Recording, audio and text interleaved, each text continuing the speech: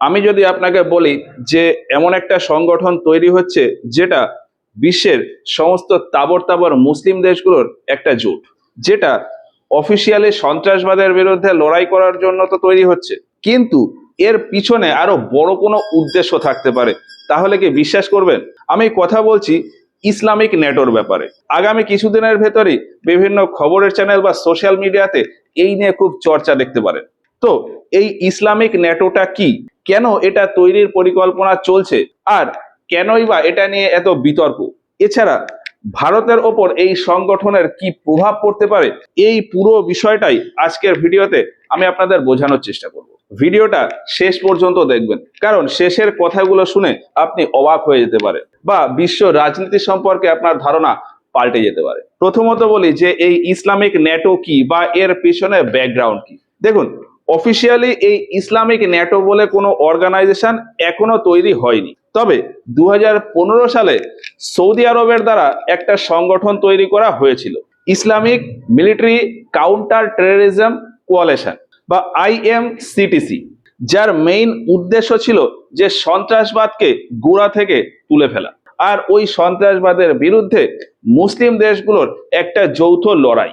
বিভিন্ন দেশ ছিল, যেরকম সৌদি আরব, পাকিস্তান, আফগানিস্তান, বাংলাদেশ, মিশর, তুর্কি, এই রকম টোটাল 43টা দেশ মিলে এই অর্গানাইজেশন বা এই সংগঠনটা ছিল। এখন এই অর্গানাইজেশনটার মূল উদ্দেশ্য সন্ত্রাসবাদের বিরুদ্ধে লড়াই করা হলেও ইন্টারেস্টিং একটা ব্যাপার হলো এই যে 43টা দেশের গ্রুপ, এই 43টা দেশই সুন্নি মুসলমান কান্ট্রি।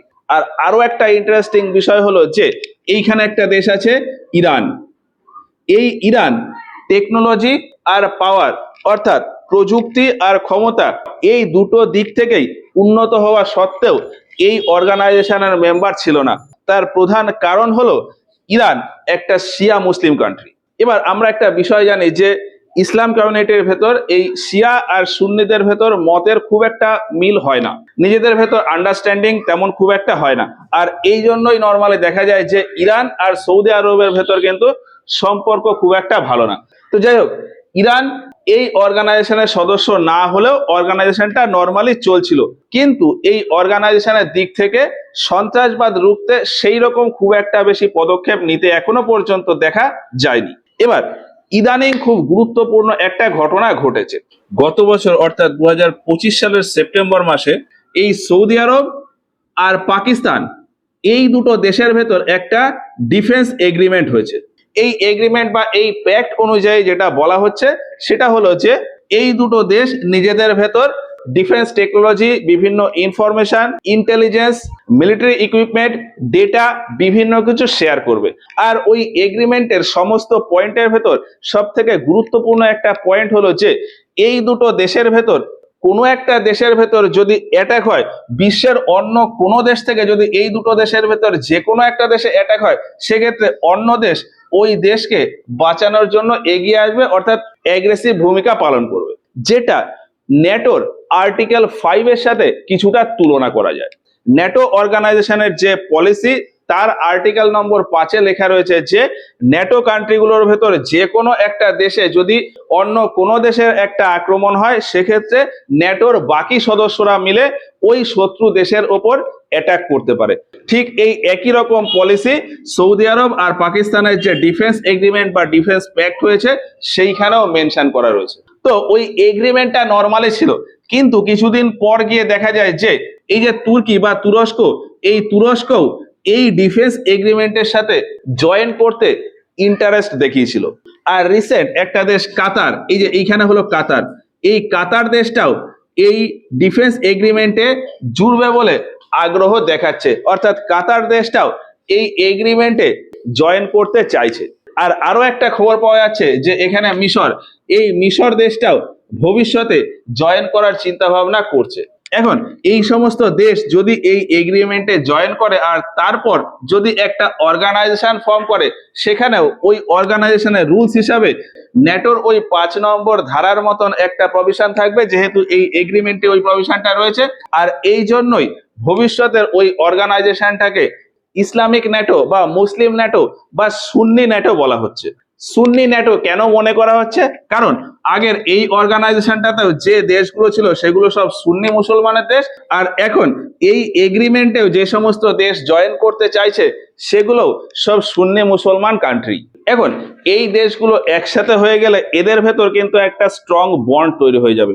কারণ এই দেশগুলোর ভেতর আমি যদি দেখি, সৌদি আরব আর কাতার, এই দুটো দেশ কিন্তু ফিনান্সিয়ালি বা অর্থনৈতিক দিক থেকে খুবই স্ট্রং। এরপর এই যে তুর্কি, তুর্কি কিন্তু টেকনোলজি আর মিলিটারি এই দুটো দিক থেকেই খুব স্ট্রং। আর আরেকটা দেশ সব থেকে গুরুত্বপূর্ণ, সেটা হলো পাকিস্তান।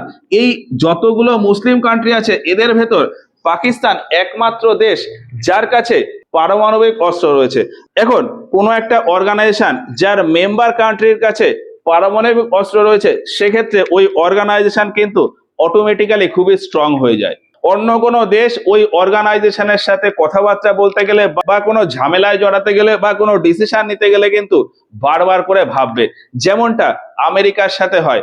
আমেরিকার কাছে কিন্তু পারমাণবিক অস্ত্র রয়েছে। এর সাথে সাথে আমি যদি ন্যাটোর কথা বলি, ন্যাটোতে যে দেশগুলো আছে তার ভেতর আমেরিকা, ইউকে, ফ্রান্স, এদের কাছে কিন্তু পারমাণবিক অস্ত্র রয়েছে।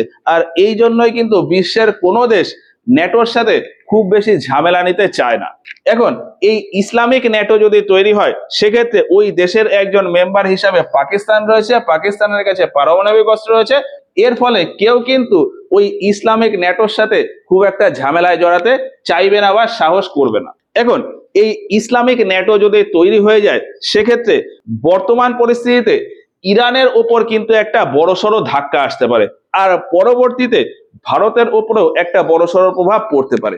কেন? দেখুন, ইরানের সাথে আমেরিকার কিন্তু ঝামেলা লেগেই রয়েছে, আর তার পাশাপাশি ইরান আর সৌদি আরবের ভেতর সবসময় একটা ঝামেলার পরিবেশ থাকে।